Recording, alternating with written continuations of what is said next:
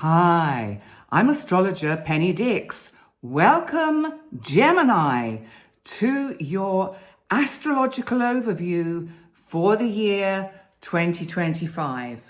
And that's if you are Sun in Gemini or the rising sign, also known as the ascendant in Gemini.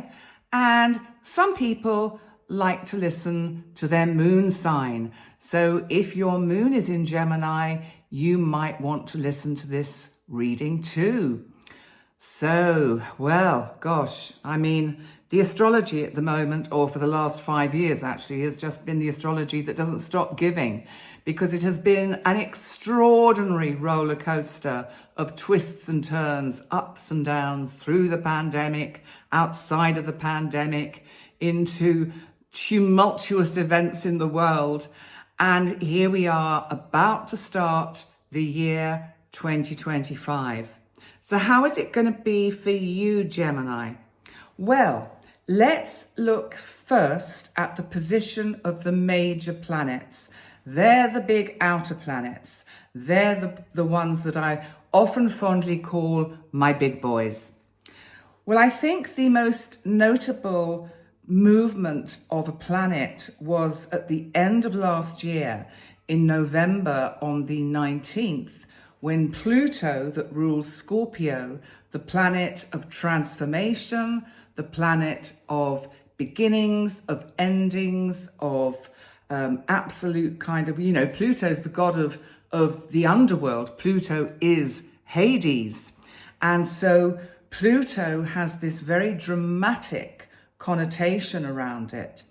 And finally, it left the sign of Capricorn, where it has been working hard to deconstruct the old order of the way things unfold on our planet.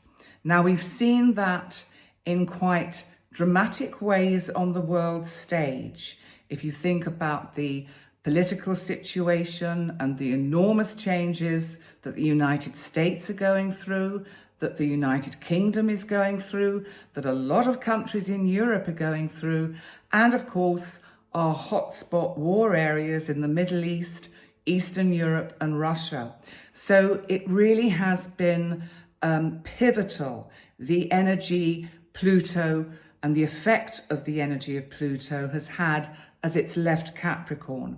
And we are going to feel the effects of this for probably still many years to come.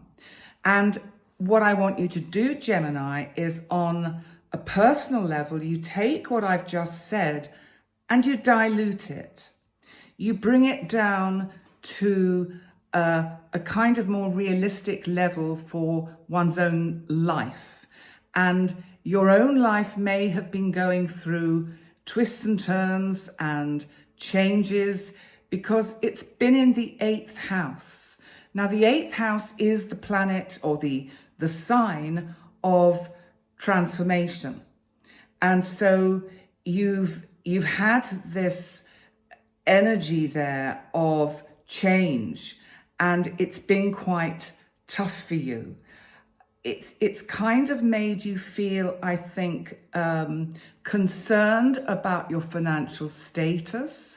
So a lot of Gemini people will have been working hard to make sure that that they've got things in place so that they have their security sorted and secured for the future in terms of pensions and whatever you've got in your piggy bank and joint finances, making a will, making sure everything is tied up and secure. Now, Pluto has now left that part of your chart, and it's now well and truly going to be staying in your 9th house for the next 20 years. Now, the 9th house is Aquarius for you.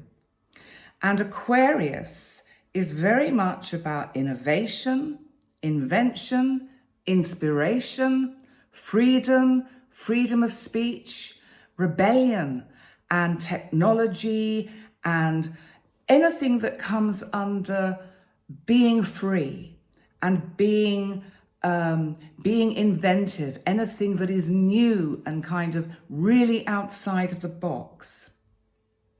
Now, the 9th house is about higher education, but it's also about long distance travel. So many of you Gemini natives may find that you are longing and yearning to travel and see much more of the world over the next 20 years if you are in a situation or a position where you can do that. I think this also can have the effect of meaning that many Gemini natives will actually move country, could really seriously be thinking of looking further afield and changing their current location to another state if you're in the United States, or another continent even. So that is one of the kind of changes that has come with Pluto in Aquarius. And if you want to hear more about Pluto in Aquarius, go to my live stream that I did 2 or 3 weeks ago. I'm recording this on the 1st of December. And I talk about Pluto's move into Aquarius in a lot of depth. And so that'll give you much more of a heads up of the kind of energy you can expect and changes with this energy, especially in your 9th house. But what else have we going on? Because we have Jupiter, of course, is in your sign. And you've had the wonderful, expansive, lucky and planet of opportunity in your sign since May 2024. And this will have given you a sense of buoyancy, anticipation, excitement, of the potential of what can come in the future. A lot of you will have thought very much about how you appear to the world. Some of you may, if you've overindulged, have gained a little bit of weight, because Jupiter can be about excess, and it can mean basically our waistlines expand. And if you're not thinking of taking advantage of lucky opportunities as they come along, Gemini, why not? Because you know what? Jupiter this year is going to move into your 2nd house of finance. Now that is super cool and is going to take a lot of the pressure that you've been experiencing, Gemini. It's going to take a lot of that pressure off, because it's moving into Cancer, and this is your 2nd house, and it moves in on the 9th of June. And this is going to be very helpful for your financial situation. Cancer is a basically sensible sign. It's a sign about nurturing, caring, making the home comfortable, safe and secure. And it feels with Jupiter here that there will be a sense of having the resources to make your home more comfortable. And whilst Jupiter goes through your 2nd house, which will be for a whole year, so it's going to be here till the middle of 2026, you can really enjoy the benefits of having Jupiter in this part of your chart. And you can feel much better about you, because it's also about our self-worth, how we value ourselves. So you will feel much more in tune with that kind of inner part of you that knows, hey, you know, I do know stuff and I do know what I'm talking about. So that is also going to be super helpful for you. Now, next we need to come on to one of the main players in your chart for the next few years. In fact, for about the next 7, 8, 9 years. And that is the planet Uranus. Now, Uranus rules Aquarius, where Pluto now is. And Uranus is the planet of shocks, the unexpected. It's the planet of, it can also be the planet of rebellion, and it can be the planet of freedom of speech. And it's very much about being inventive. And it's been in Taurus in your 12th house for the last 8, nearly 9 years. Now, this is the inner you. This is your psyche, your soul. And I think whilst Uranus has been here, Gemini, it's enabled you to go within and really kind of think about the things of value that count to you in terms of your own personal character building. You know, Taurus is a sign of value. Taurus is a sign of comfort and luxury and physical pleasure. And I think Uranus here has been helping you find things that stimulate your psyche, your soul, and your mind in ways that make your whole self feel good, your whole body feel good. Now, Uranus is going to dip its toes into your sign, Gemini, because next year, 2026, it moves into your sign fully. But for now, you're just going to get a flavor of what Uranus in Gemini is going to feel like from around the 7th of July till the 8th of November. So quite a chunk of the year, most of the summer, you're going to have this energy of Uranus in your first house. It's just going to be hovering at around 0 to 1 degrees. And I think what it's going to bring up for you is that you are going to be starting to notice towards the middle of the year that you are restless, that you are itching for change, that you want to bring new innovative things into your life. You want to do things that are different. You want to do things that everybody sits up and looks at you and thinks, good God, I never would have thought it of them.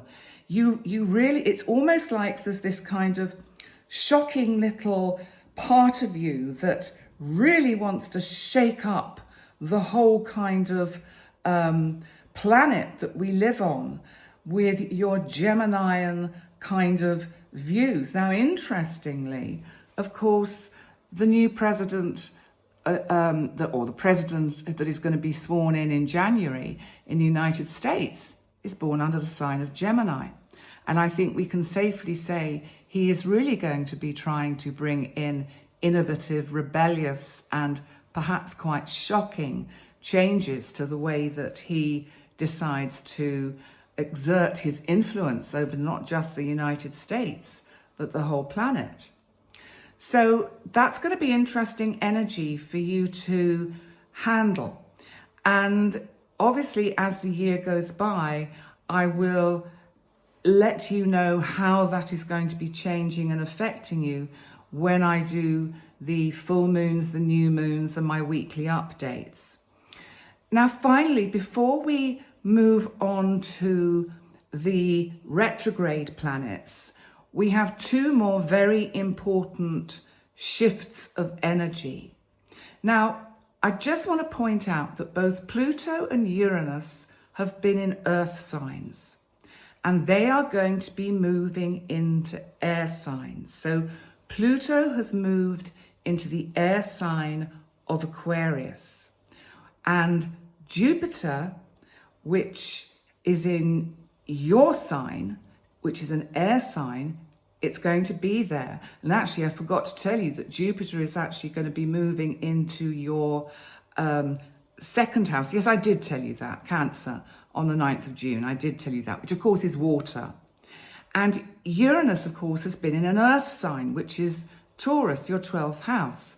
And it's going to move into an air sign, which is your sign, Gemini, where it's going to feel much more comfortable. Now, Aquarius, where Pluto is fixed energy. So there's less flexibility with regard to what you want to do with higher education and long distance journeys.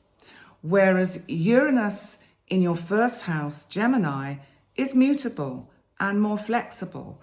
So I think we could be seeing a lot of Geminis changing their appearance, changing how they come across to the world, and really enjoying it, being a little bit mischievous. But coming back to The other two planets that I want to talk about are Neptune and Saturn. Now, Neptune, the planet of illusion, delusion, confusion, dissolution, dispersion, psychic awareness, and the dreams that we have and our imagination. And it's where we can have quite foggy thinking and just not see through the mist very easily. Now, Neptune rules the sign of Pisces, which is your 10th house. And this is the part of your chart that is to do with your career and your soul path.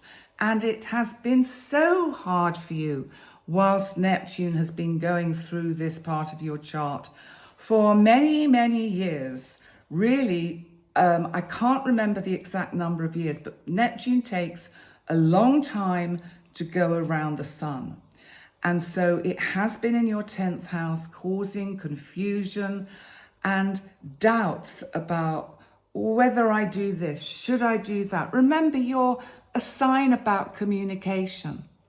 So you need to be thinking about, how do I communicate in a more structured way? Now, Saturn has been hot on the heels of Neptune also in this part of your chart.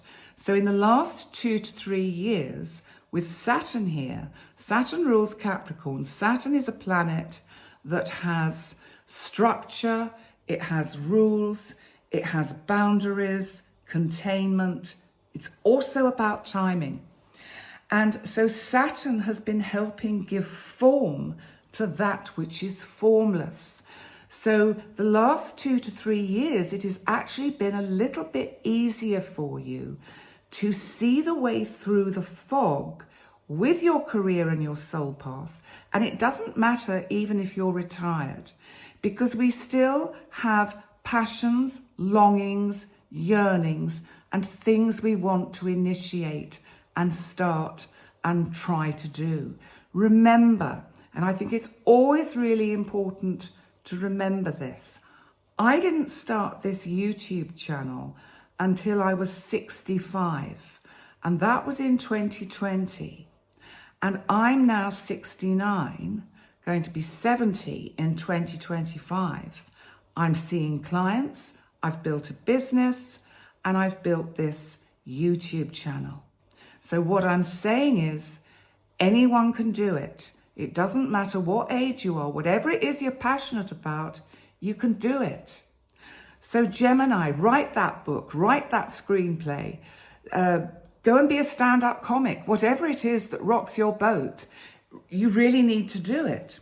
Now, Neptune and Saturn are going to be actually flirting with your 11th house, Aries, and they're going to be flirting with it, like just dipping their toes into it, in April, May, and June of 2025. Now, this is going to be super interesting because you're not going to fully experience this very tense and kind of chalk cheese opposite sort of energy fully until 2026, when they will be conjunct round about middle to end of February 2026. These energies will be kind of really tugging at each other. Neptune wanting to, oh, let's sit back and dream and have, it's almost like being in a haze of wacky-backy smoke or something, and just look at the pretty angels and look at the pretty dragons and all of that. And Saturn is going, no. If you want to get these dreams off the ground, you have got to put some structure into it. You have got to have a strict working routine, boundaries, and remember to get the timing right, because Saturn is all about timing. So you are going to have this energy to taste in April, May, and June. So as you can see on the surface, really quite interesting energy around for you this year. Let's move on to the retrogrades, because Mercury, your ruling planet, starts the year thankfully direct. And remember, Mercury is the planet of thinking, thought, communication, Mercury is the messenger of the gods. Do you know, Mercury is the only one of the Greek gods that is allowed to go into the underworld and into the overworld, because Mercury is the messenger of the gods. So Mercury used to convey messages to those that found themselves deep, dark in the bellies of Hades, hell, and he could then bring the reply back to the gods on Mount Olympus. So that's a little side story about Mercury. So Mercury had a retrograde in Sagittarius, which is of course your opposite sign. And it had that retrograde in November, December 2024. So it starts the year, 1st of January, it will be at 19 degrees in your opposite sign, Sagittarius, in your 7th house of significant relationships. You might have found, whilst Mercury was going through this part of your chart, that old flames turned up, or you heard something about a past relationship. And, you know, Mercury can bring that kind of interesting little tidbits and bits of news in. So it could have been a quite interesting time. Now, the next retrograde we have is in March and April. And on the 15th of March, Mercury goes retrograde in Aries at 9 degrees in your 11th house. Now, your 11th house, remember, is the part of your chart to do with your, you know, the community at large and your dreams, your plans, your projects, anything that is a bit wacky and outside the box. So Mercury retrograde may actually be helping you at this time to go back and think, maybe I should look again at that project or that idea I had that at the time I thought, nah, that won't work. So maybe actually you will actually be having another look at it. Because by the time it goes direct in Pisces, which is in your 10th house, so it's retrograded back into Pisces, into your 10th house, it may actually be giving you a clue of something that you could turn into a lucrative business venture. So bear that in mind in the spring, March and April. And it goes direct at 26 degrees of Pisces. Then we have, yes, another Mercury retrograde. Your ruling planet is really at it this year. And on July the 18th, it goes retrograde in Leo at 15 degrees in your 3rd house. Now, the 3rd house, of course, is a familiar territory for you because it is, by Zodiac, it is the house of communication. It's the house that Gemini rules. So Mercury is actually in the house it rules, even though it's Leo in your rising sign chart. So with Mercury here, I think you will be reviewing and looking at creative works that you want to talk about, think about, maybe write something down. There's something about, I think, writing could be something that would be very useful here in this. And then it goes direct on August the 11th. It stays in Leo in your 3rd house at 4 degrees. So whilst Mercury is in your 3rd house, really use that energy and think about, what do you want to communicate to people, to your friends, to your close kind of circle in your local area? Do you want to have a kind of a get together with groups? Is it something that's been lacking in your life over the last year? Do you want to meet up more with people that are just local to you so that you can share and talk about gossip, basically, but just at least have some fun? Because, you know, Gemini, you are a fun sign. And I think that you need your brain, your mind stimulated all the time. And if you're on your own too much and you don't have people around that are talking about things in a stimulating way and stimulating subjects, you get very bored and you switch off and you just drift and look out of the window and then drift back and think, yes, sorry, what were you talking about? Finally, we have another Mercury retrograde, yes, in November. And this one begins in Sagittarius again, in your 7th house, which is the house of significant relationships. So it's at 6 degrees, so it's only just in your 7th house, and it's on the 9th of November that it goes retrograde. So this can, as I've said, it can bring second opportunities with significant relationships, or a current relationship may mean that one has to kind of slow down and just kind of look at how you can make life together more comfortable, more exciting, more interesting, maybe planning travel, because Sagittarius, of course, loves travel, loves to think of far off distant places. And it actually retrogrades back into Scorpio, which is your 6th house of day-to-day routine. And whilst it's in your 6th house, it will be, it retrogrades back to 20 degrees, but it's going to be just disrupting your daily routine a bit. And this is in November of 2025. So it may be that there could be some irritating and difficult and frustrating little health matters that you need to attend to. So that the Mercury retrograde in this part of your chart is giving you an opportunity to do those checkups that perhaps through the summer you've kind of thought, I'll do that later. Oh, I'll do it next month. And time has just passed. And maybe there's a little bit of anxiety coming up and you're thinking, I really should get that done. I really should get my bloods checked or whatever it is. I just use that as an example because I'm not going to run through the whole of the list of the body parts for what we could actually check over because we could all get paranoid and overthink it, couldn't we, Gemini?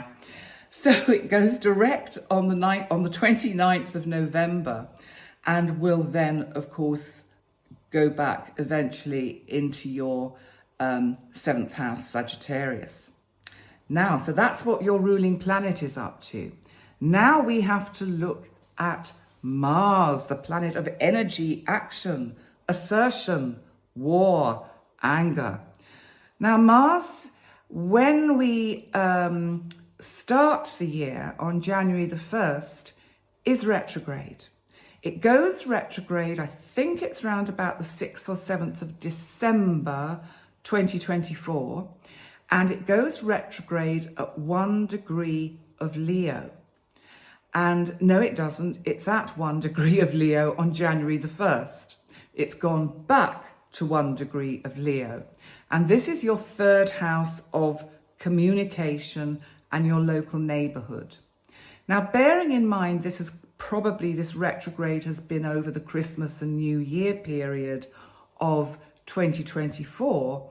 It may be that you've actually had quite a fun time entertaining and going to fun things, because Leo can be about fun and creativity and entertainment, and so that you've actually had quite a fun time. And, excuse me, Mars doesn't go direct, and it actually retrogrades all the way back into Cancer, which of course is your 2nd house of finance. So be careful you don't get too aggressive at the beginning of the year with laying out too much cash. I think you need to be a little bit mindful and keep an eye on the markets and everything and how things are unfolding before you make any drastic plans or take any big risks. It goes direct in your 2nd house, Cancer, at 17 degrees on February the 24th. And then, of course, it will have to go through what is known as its shadow zone. And then eventually, but I will talk about all of that when we do the weekly live streams, because you'll never remember. I mean, I won't remember. So let's just leave it at that and move on swiftly to Venus, because Venus too has a retrograde. And Venus is the planet, as we know, of love, relationship, beauty. Venus is also about our self-worth and money and value. And Venus, of course, is a feminine energy. Mars, remember, is a masculine energy. And Venus goes retrograde in your 11th house, Aries, your house of hopes and dreams and wishes and the community at large, on March the 2nd. And it goes retrograde at 10 degrees of Aries. So this is going to link in a little bit with some of these other retrogrades and some of the movements of some of the outer planets, because it feels as if there is some project brewing and you're looking at how you can turn this into a money spinner.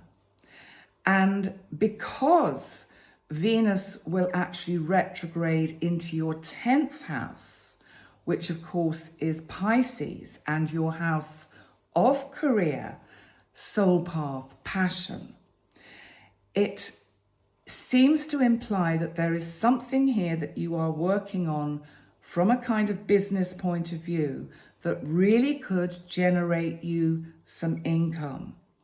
Now, it goes direct on April the 13th in your 10th house, Pisces, at 24 degrees. And then, like Mars, like Mercury, will go through its shadow zone and come out the other end. So that's the retrograde planets for this year. So moving on now to the eclipses. Yes, well, we have 4 eclipses this year. So it's actually quite a frugal year from the point of view of eclipses. And the nodes themselves are changing signs. Now, the nodes are actually points in space, really, because it's where the ecliptic path means that the sun has the moon between the sun and the earth, or the earth is between the moon and the sun. So that's where we get the north node and the south node. And the north node is it represents our karma and our destiny, where we're moving towards. And the north node has been in the sign of Aries, and it's going to be moving backwards into the sign of Pisces. And then the south node has been in the sign of Libra, and the south node is our karma. It's what we bring in with us.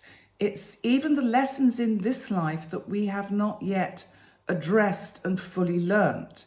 And so this is where we have, again, eclipses that are quite powerful and potent and can bring lessons in. And it's going to move from Libra into Virgo.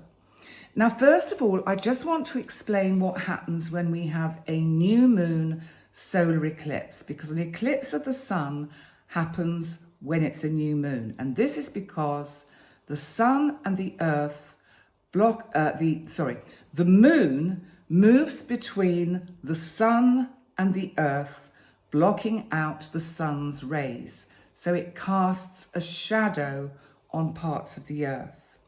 And when we get a total solar eclipse, which is an absolutely amazing experience, I've only experienced it once. It was in 1999, and I was in Luxembourg, and that was sort of more or less on the path of complete totality, and it was just an amazing experience. Everything just goes deathly quiet, very dark. All the birds stop twittering, the wind drops. It was just awesome. So you can really see why the ancients got so affected by these eclipses. And then a lunar eclipse takes place when the earth comes between the sun and the moon. So the moon is on, so if my hand here is the earth, the moon is over here and the sun is over here.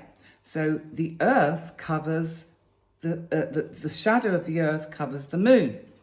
And so when we have a total lunar eclipse, it can actually sometimes look as if the moon has turned red. And that is when it reaches its totality. That happens when we have a full moon. So now on to when we're going to have these eclipses this year, because as I said, the nodes are changing signs. However, there is one eclipse that still is a partial new moon eclipse and is in Aries. Now in March, the first eclipse we get is on the 14th. It's a total lunar eclipse. So that means it's a full moon in Virgo, and that's your 4th house of home and family. And it's at 23 degrees and 58 minutes. Now, a full moon in the 4th house can mean a house move, literally, or it initiates, it's a trigger point for you thinking about buying or selling or moving. Or it's something to do with a close family member that is either moving out or moving in, or there will be some significant closure to do with something to do with home and family.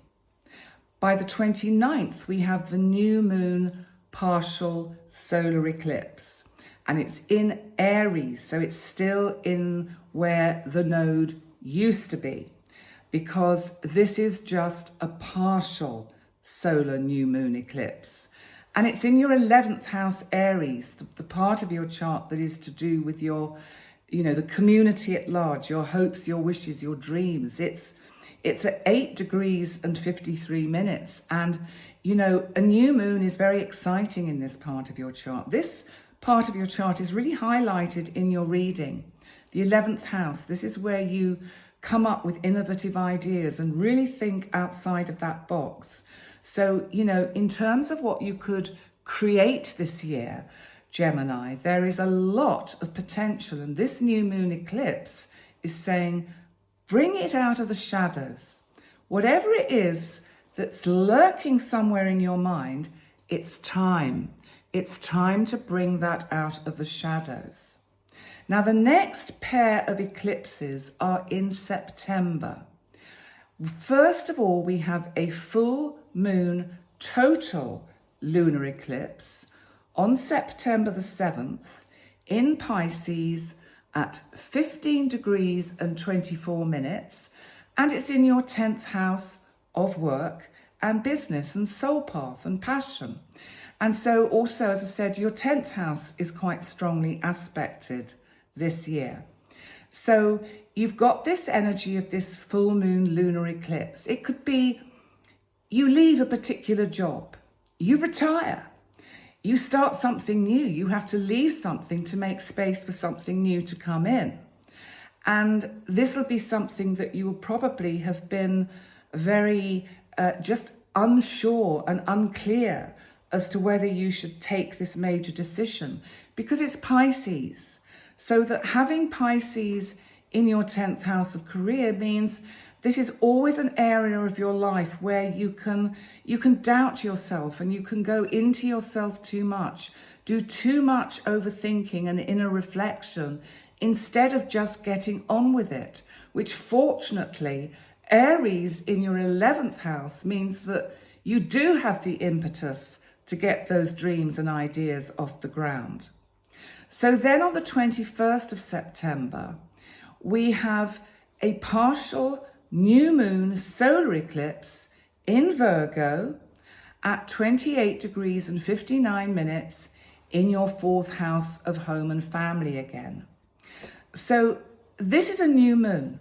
So again, the 4th house being aspected means new changes around the home, new things being kind of attended to. And, again, it can mean thinking about what you want to bring out of the shadows. Remember, an eclipse is about things being hidden and in shadow. Are there some changes you want to make in your current living space which really bring light in? Because if you think about an eclipse, it's like the sun's light is covered. So we have to make room for something new to come in. So pretty exciting kind of energy.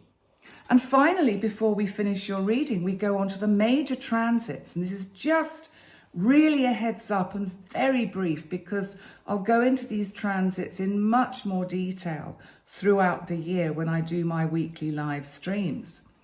But I think the first one, which is most important because it's going to be around now, is that you need to think back to what was happening to you around the 1st, 2nd, 3rd, 4th, 5th of November 2024.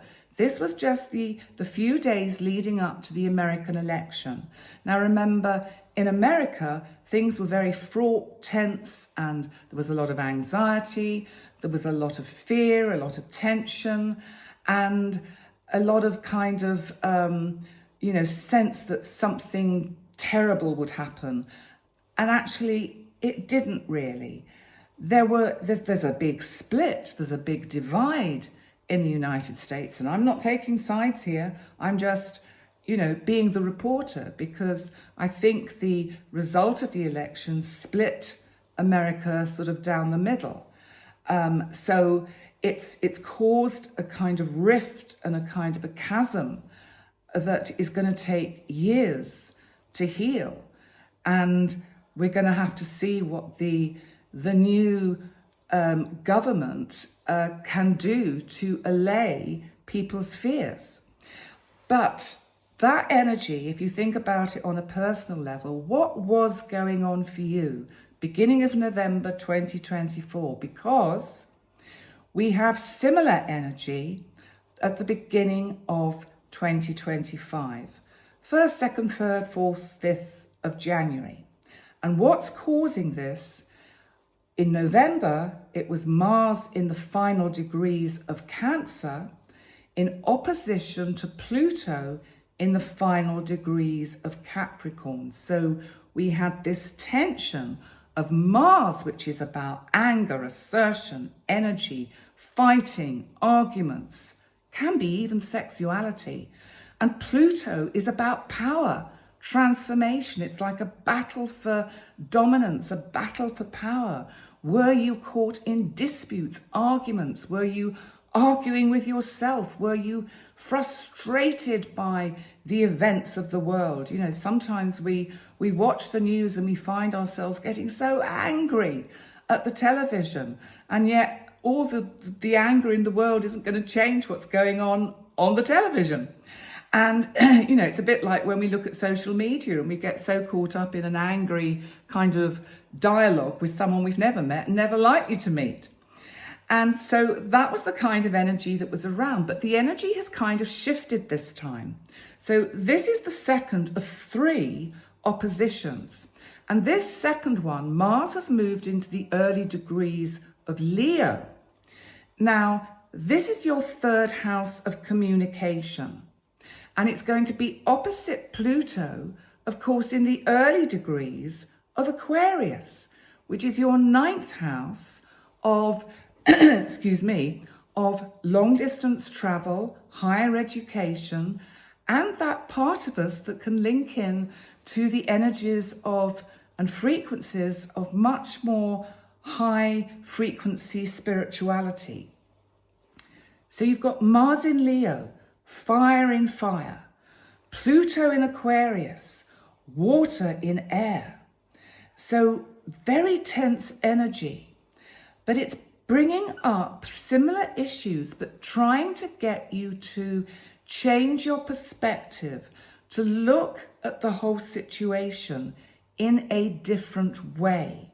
Now, if you're able to do that, you can really work very constructively with this energy and transform it for yourself on an individual level.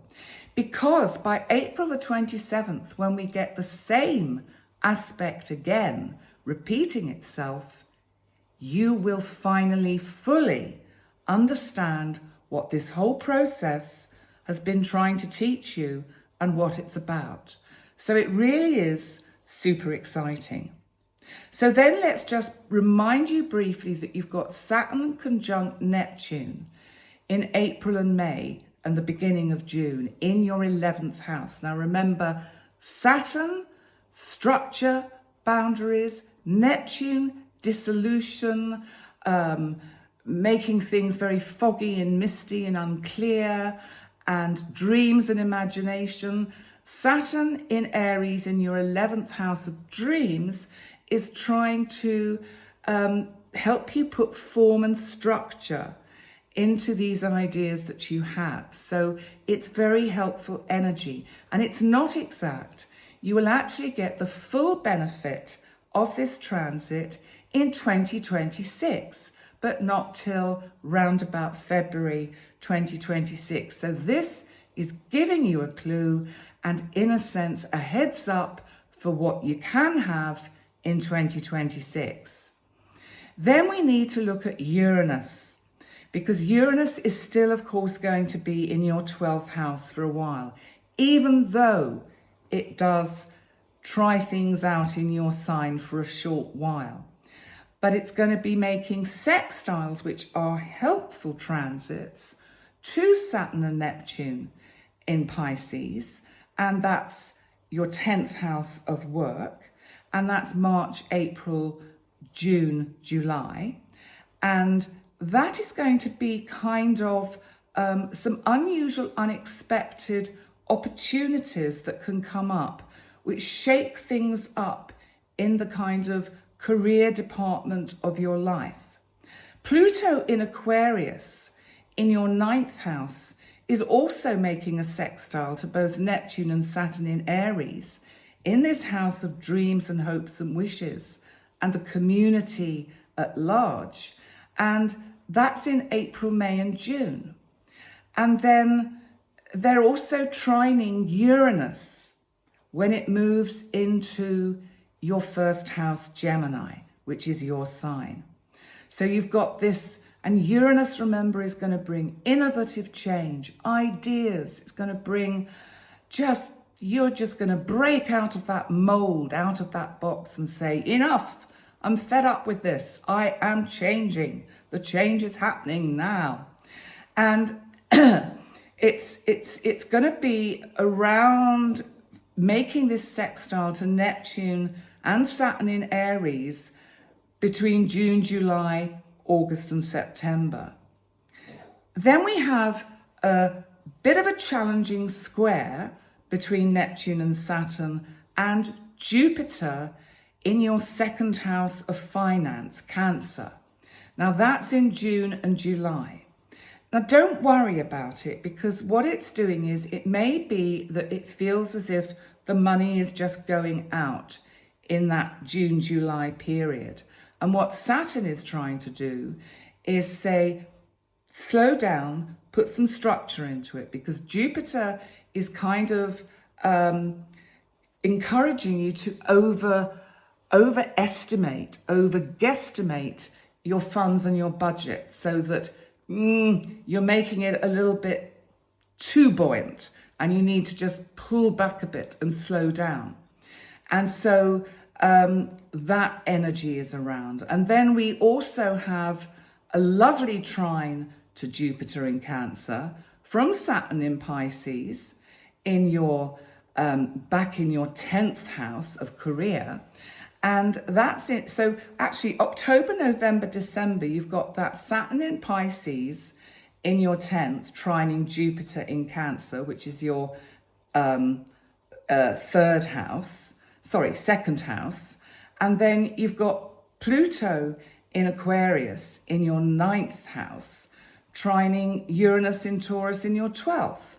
So the end of the year, it settles down a bit and gives you a little bit of respite, so that you can kind of sit back in October, November and December and kind of think, well, what have I achieved? What have I set in place? It's like this is a year of preparation, because the real work will start in 2026, when all of these planets that are kind of flirting with the old sign and the new sign, and they're jumping backwards and forwards, will finally fully be in their new homes. Then you will get the full effect of this energy that will be so helpful for you. So Gemini, in all, I think a really interesting year lies ahead for you. It does for all of us in many ways and different ways. But remember, as a Gemini, don't overthink it. Don't sweat the small stuff, as they say. Just breathe and be in the now. Don't next event. Don't keep rushing forward into the future. Pull yourself back to the present, because you know what? There is only now. There is only ever now. And on that note, I'd like to say thank you so much for joining me for your 2025 astrological overview. And please remember to like, comment, and subscribe. And if you haven't already checked out the overview for what might be going on the planet in general, then please check that out. That is also linked to these videos, and all these videos, all the zodiac signs are linked so that you can easily find from the overview your rising sign, your moon sign, and your sun sign. So thank you so much for joining me. And remember, if you want a reading in 2025, go to my website, pennydix.com, and send me an email. And then I try and find a time that suits both of us in whichever time zone you find yourself, because I'm on Central European time. So we have to kind of jiggle things around a bit. Sometimes it'll be your morning, my afternoon, or my morning and your evening. So that's how it kind of works. So on that note, thank you, Gemini, and I look forward to seeing you next time. Bye for now.